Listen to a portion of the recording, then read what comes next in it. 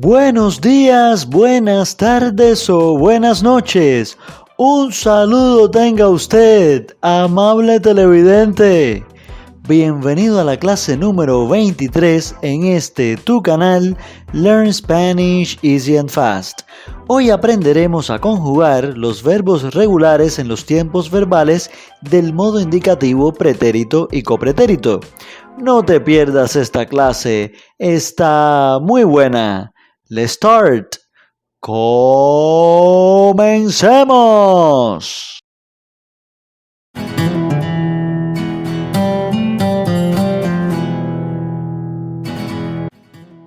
Okay, guys, as you can remember from the lesson 16, we learned in that lesson how to conjugate verbs in Spanish.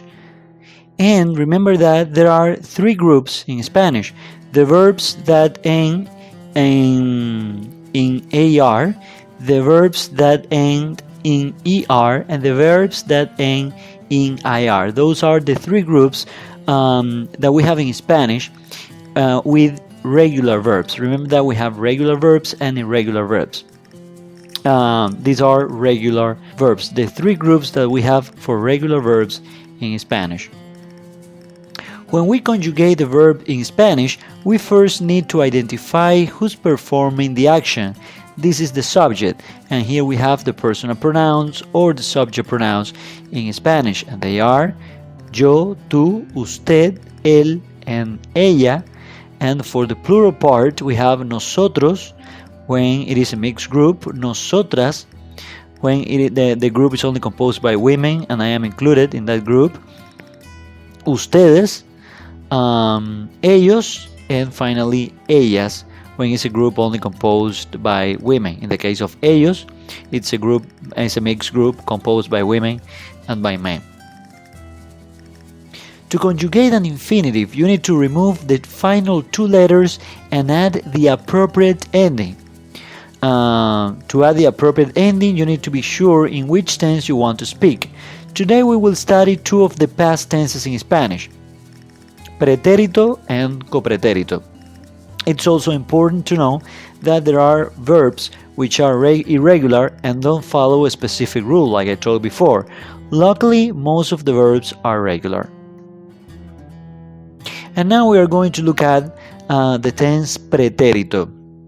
In other videos on the internet and in different blogs, you can find another names for these tenses, but I'm going to teach these sentences with the name that I learned them here in my school as a student here in Cuba. Not a student as a foreign language, but a student knowing his own language, And the name that we have for this, at least in Cuba, is pretérito.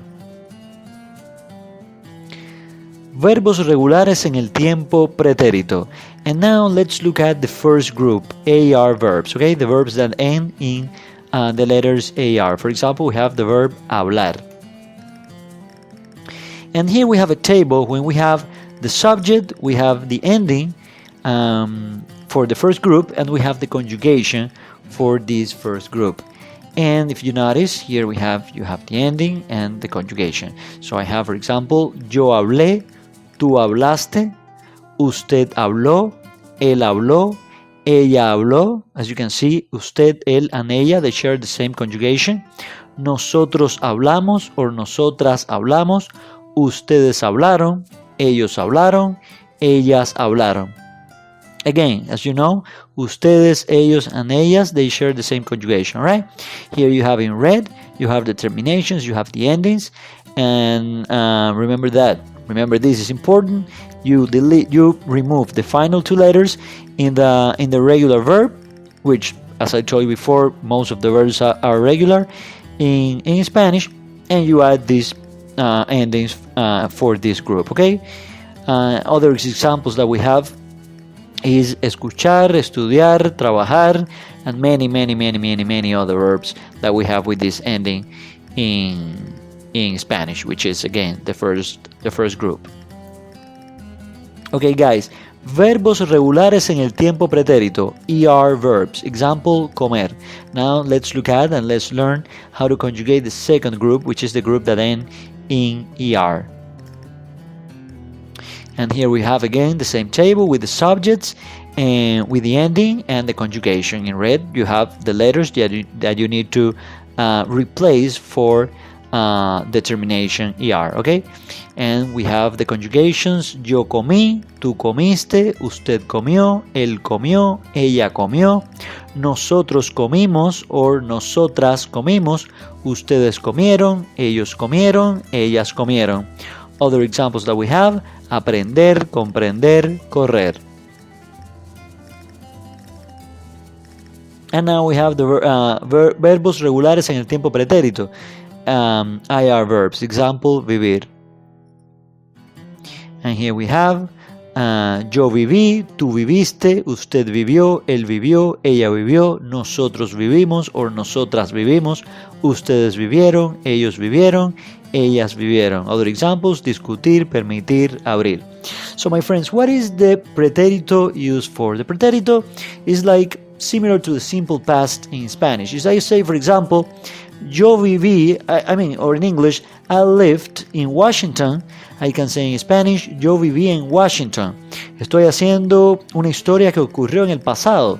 I am telling a story that happened in the past. I am telling the story, especially that's what the simple past in English or the pretérito in Spanish is used for. You are going to say something that happened in the past, all right? Or again, I can say, for example, yo discutí con Juan. It's like I argued with Juan. Or yo abrí la puerta, I opened the door. See, it's similar to the simple past in English. That's what the simple past, or in this case, pretérito, is used for in Spanish. And here we have the three conjugations, one next to each other, so you can see the differences. In this case, the only group that is different is the first group.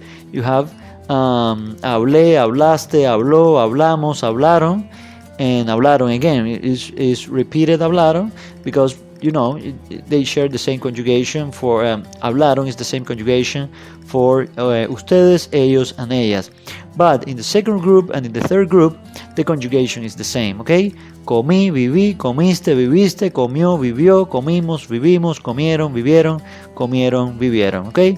It's the same conjugation for the second and for the third group in the pretérito tense in Spanish. And now let's look at the copretérito, another tense that we have in Spanish, copretérito, which is also related to the past. Verbos regulares en el tiempo copretérito, AR verbs. Example, hablar. Here we have the same table and we have the endings. Yo hablaba, tú hablabas, usted hablaba, él hablaba, ella hablaba, nosotros hablábamos o nosotras hablábamos, ustedes hablaban, ellos hablaban, ellas hablaban. We have other examples like, again, escuchar, estudiar, trabajar. And what is the copretérito used for? The copretérito is to talk something that used to happen in the past. For example, if I say, yo hablaba con Juan todas las mañanas. It's like I used to talk to Juan every morning. Or I don't know, another example. Notice that in the previous case is something that used to happen, okay? If I say yo hablaba con Juan todas las mañanas, it's something that used to happen in the past. So it's like in English, I used to talk to Juan every morning. But I can also say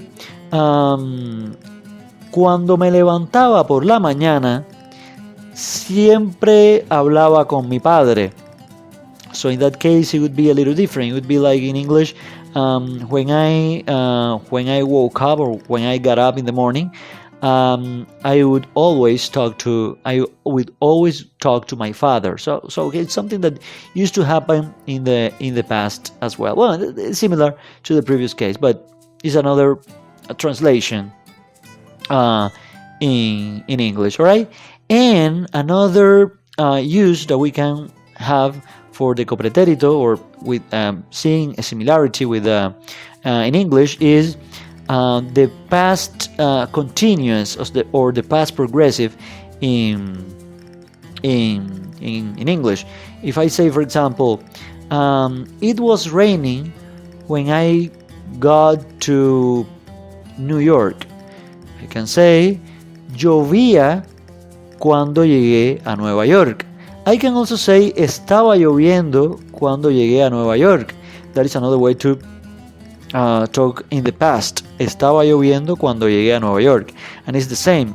It was raining when I got to New York. But I can also say llovía cuando llegué a Nueva York, and that is the copretérito tense. Now we are going to see the other groups, because llover ends in er, and it's another group. But I can say, for example, I don't know,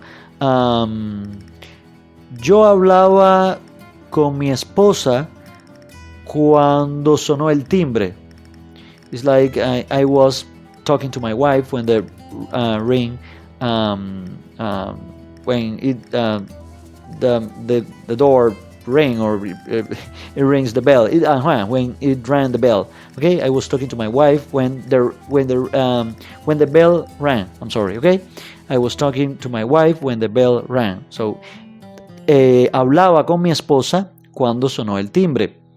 Or I can also say yo estaba hablando con mi esposa cuando sonó el timbre. It's fine, but I can also say hablaba con mi esposa cuando sonó el timbre. Okay, those are the similarities that we have with English. So I can say something that I used to do. That's what the copretérito is used for, and also something that was happening at the time that I am telling the story, and I want to place you in the past, and I am telling a story that something that was happening at some point in the past. Those are the two uses that we have for the copretérito in Spanish. Okay, guys, now let's see the other group. Verbos regulares en el tiempo copretérito.